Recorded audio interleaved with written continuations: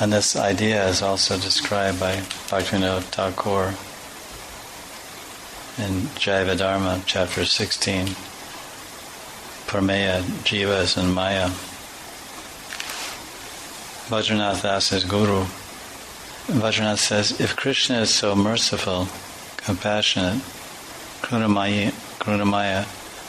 why did he make the jiva so weak and so minute with independence that he could become entangled in Maya? His guru answers, it's true that Krishna is Karunamaya, overflowing with mercy, but Krishna is also Lila Purushottam, Lila Maya, filled with the desire to perform pastimes, desiring different pastimes, as this verse is saying in Bhagavatam, Kridartam Atmana Idam Jagat Kritam,